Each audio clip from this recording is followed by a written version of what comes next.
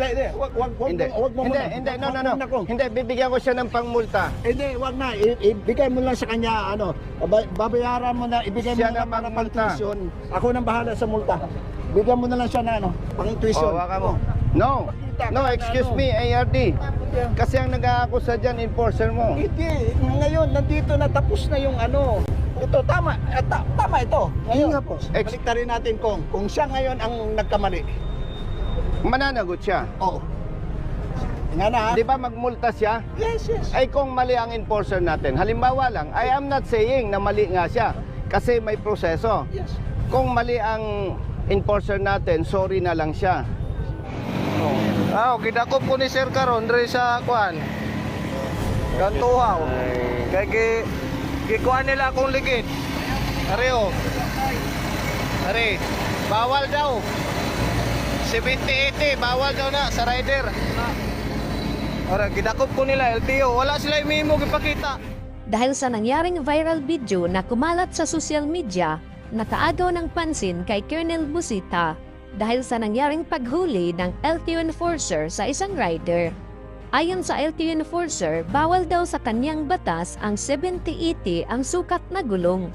Kaya agad pinuntahan ni Colonel Busita ang Jinsan o General Santos City upang tulungan ang kinawawang rider. Narito ating panoorin mga idol. Ikaw yung may ticket na pero hindi pa natubos. Opo, Nasaan? Alin daw ang hindi pwede dyan? ito daw po. Papalitan daw dapat po 80-80. Yung kanyang rim, base sa specs ng ganitong motorsiklo, Suzuki Raider, okay yung size niya. Ang sinasabi ng humuli, dapat palitan yung goma. Ang sabi ay Papalitan daw po ng 80-80 po. 80-80. Alas 9. Yung rim hindi mo binago, no? Exam po namin. Yung goma ang gusto nilang babaguhin mo. Sabi nilang bawal po. Tama.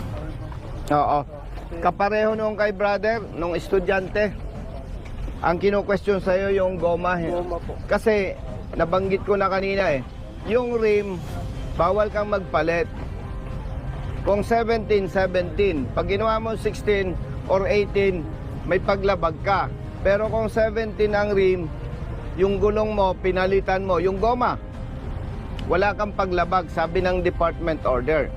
Kaya itatanong natin sa hepe ng LTO dito, ano ang basihan nila para pagmultahin ang mga riders dito sa South Cotabato. Okay?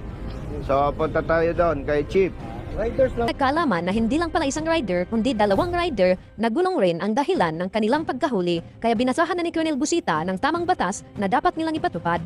Brother, ikaw inspector. Good morning. Nandito ako, hindi para makipag-away sa LTO. Yung mali na panghuhuli ng tao natin, gusto nating i-correct kasi kawawa ang biktima. Ito, estudyante. Minamadali ko lang dahil may exam pa siya. Paano ang pagkahuli sa'yo? Malit daw po yung gulong ko sa unahan. Ano daw ang mali dyan? Dapat daw po palitan pa daw ng mas malaki nito, yung 80-80 daw po, kasi hindi daw pasok sa standard. Merong department order. Ang subject, Harmonization of Motor Vehicle Classifications of LTO and LTFRB.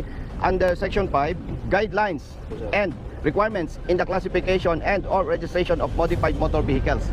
Sinasabi po sa 5.2, the modifications involving safety and environment shall not be allowed such as the following. 5.2.1, axle modification. 5.2.2, chassis modification. 5.2.3, extended chassis or body. 5.2.4, additional sidings of dump trucks. 5.2.5, extended overhang. And 5.2.6, change of rim size. Ito, hindi nagpalit ng rim. Ibig sabihin, hindi pinagbabawal ng batas. Ang pinagbabawal ng batas, pag nagpalit ka ng rim, nagpalit ka ng goma, pit sa rim, walang violation. Sir, nandiyan po yung assistant. Yan. Chief, good morning. Kita tayo dun sa Congress.